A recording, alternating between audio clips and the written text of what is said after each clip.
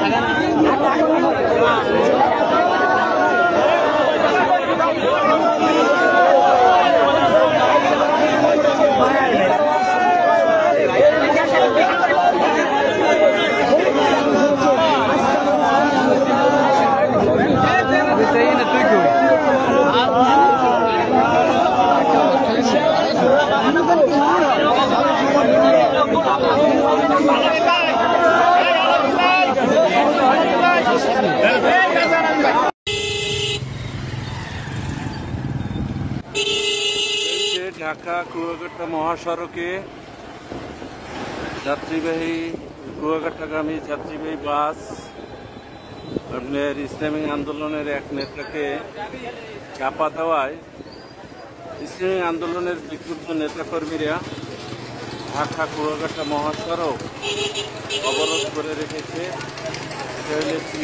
জায়গা ঘটখালির দক্ষিণ পাশে এই দুর্ঘটনাটি ঘটে। ঘটনাস্থলে ওই লোক মারা যান, আরও দুইজন আহত হন।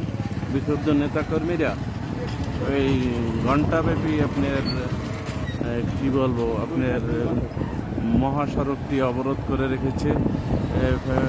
পুলিশ ঘটনাস্থলে উপস্থিত হলো, আসলে তারা এই সড়কটি আপনার অবরুদ্ধ থেকে মুক্ত করতে পারছে না। বিক্ষুব্ধ নেতাকর্মীদের দাবি হলো যে আগে ওই যাতে বাসটিকে আটক করে আমতলী থানায় নিয়ে আসতে হবে, তারপরে এই সড়ক অবরোধ থেকে উঠে যাবে। এর আগে তারা কোনোভাবেই সড়কটি